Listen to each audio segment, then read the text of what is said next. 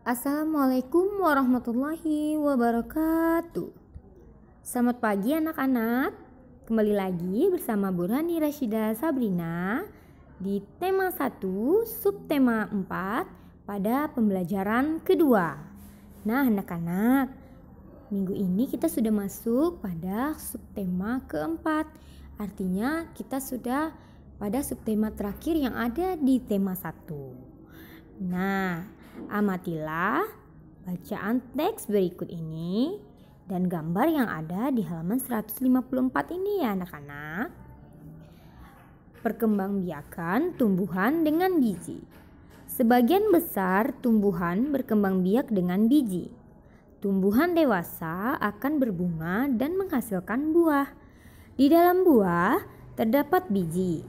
Biji berkembang menjadi tanaman baru. Tanaman baru tumbuh menjadi dewasa dan berbuah. Perputaran tahap perkembangan tersebut membentuk sebuah siklus atau daur hidup. Perhatikan gambar-gambar bagian biji di bawah ini. Nah, anak-anak, di sini kita bisa melihat ada gambar tumbuhan dengan bijinya ya. Jadi, yang warna kuning terletak di dalam itu namanya adalah embrio atau calon tumbuhan baru. Nah, embrio artinya sama dengan bibit yang akan tumbuh baru ya anak-anak. Jadi akan ada calon yang akan tumbuh baru, calon dari buah ini. Lalu bagian yang di orange di dalam ini setelah embrio tadi namanya adalah kotiledon. Kotiledon adalah sumber makanan untuk calon tumbuhan baru.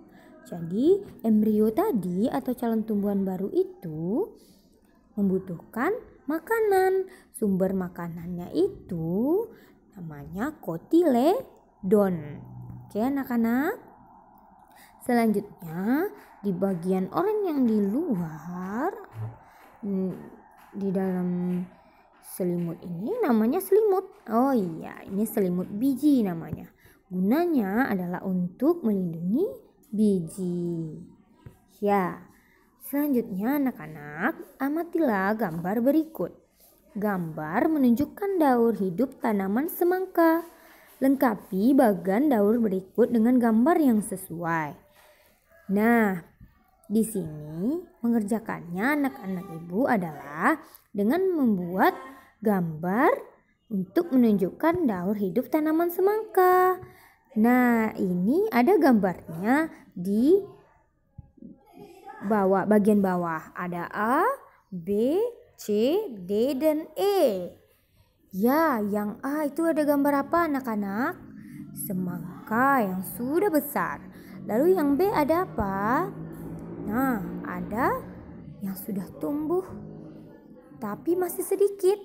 Lalu yang C tumbuh tapi sedang namun belum berbuah. Lalu yang D, ya ada biji. Dan yang E sudah tumbuh daun, namun belum terlalu banyak daunnya. Nah anak-anak, berarti pada bagian berikut boleh Ananda fotokopi saja gambarnya, lalu Ananda potong dan Ananda tempel di buku latihan Ananda ya.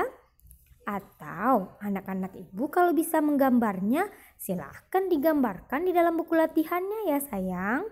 Nanti buatkan di dalam berpetak itu gambarnya, lalu di dalam yang di bawahnya itu tulisannya.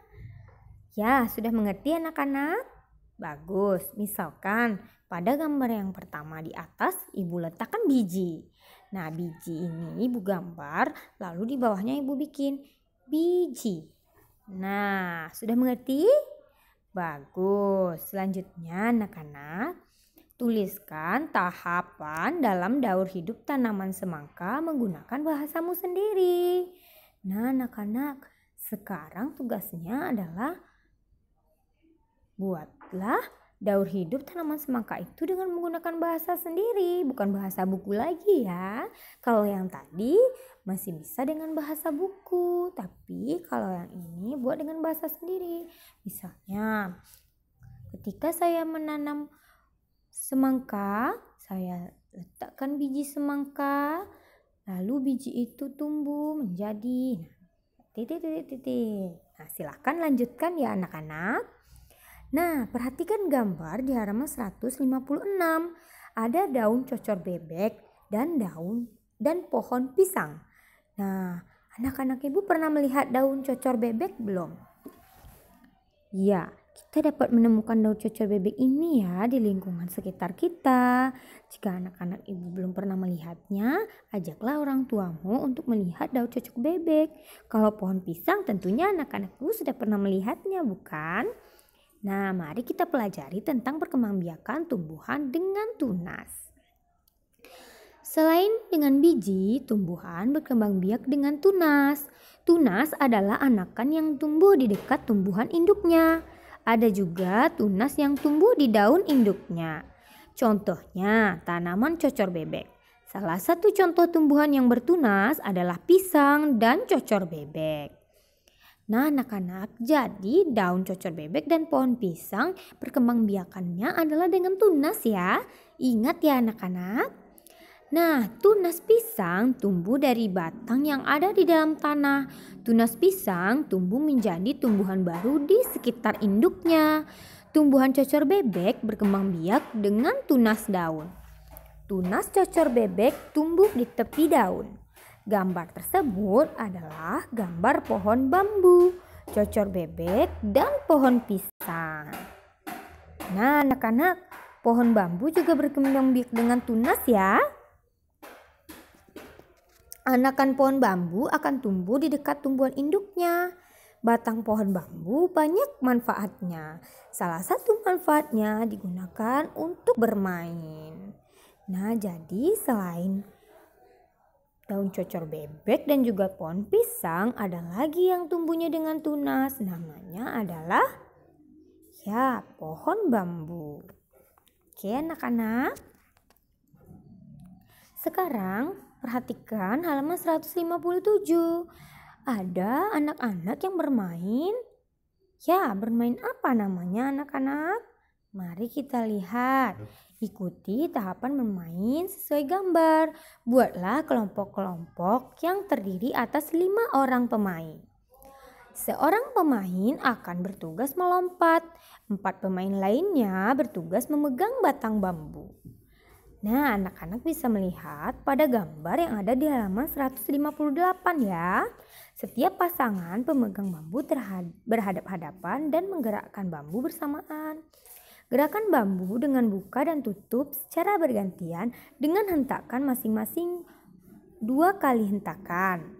Pemain yang tidak memegang bambu melompat-lompat pada bambu yang terbuka. Jangan sampai kejepit bambu. Lakukan secara bergantian. Nah anak-anak, ya karena kita masih daring jadi anak-anak ibu bisa melihat saja dari gambar ini ya. Atau anak-anak ibu bisa mencari referensi di YouTube bagaimana melakukan permainan ini ya. Nah, permainannya permainan bambu ya. Nah, permainan bambu ini ada nilai yang harus kita ketahui. Terdapat nilai kerjasama. Jadi jika kita bekerja sama, teman kita tidak akan terjepit. Dan juga ada konsentrasi ya bagi yang melompat tentu harus ada konsentrasi dan percaya kepada kerja kelompok. Nah, pentingnya bekerja sama. Bermain lompat bambu, nah nama permainannya adalah lompat bambu ya. Memerlukan kerjasama yang baik antara sesama pemegang bambu maupun pemainnya. Jika tidak ada kerjasama akan membahayakan pemain dan pemegang bambu. Tangan pemegang bambu bisa terjepit bambu jika tidak bekerja sama dengan baik. Kaki yang melompat pemain akan tersangkut dan terjepit bambu jika tidak ada kerjasama yang baik. Selain kerjasama, konsentrasi pemain juga sangat penting saat bermain lompat bambu. Jika tidak berkonsentrasi, maka akan membahayakan seluruh pemain. Nah, anak-anak sudah mengerti ya makna dari permainan lompat bambu? Bagus. Nah, sekarang jawablah pertanyaan di bawah ini. Apakah kamu bekerja sama dengan teman saat bermain lompat bambu? Yang kedua, bagaimana cara kamu bekerja sama? Dan yang ketiga, apakah cara yang membuat kamu berhasil bermain lompat bambu? Dan yang keempat, apa yang membuatmu tidak berhasil dalam bermain lompat bambu?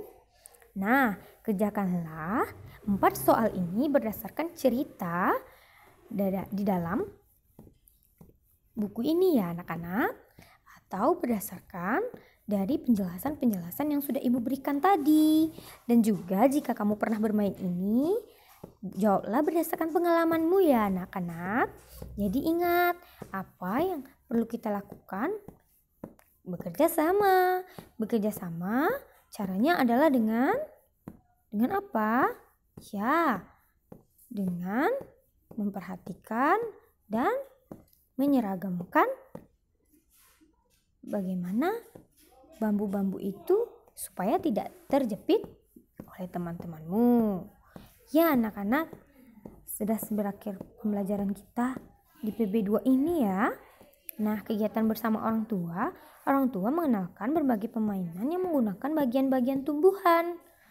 Ya, yang tadi bagian tumbuhannya adalah bambu. Lalu permainan apa lagi ya yang menggunakan bagian-bagian dari tumbuhan? Nah, selamat belajar ya anak-anak. Sekian pembelajaran kita pada pembelajaran 2 ini di subtema 3 ini. Subtema 4 ini ya anak-anak. Wabillahi taufiq wa hidayah. Wassalamualaikum warahmatullahi wabarakatuh.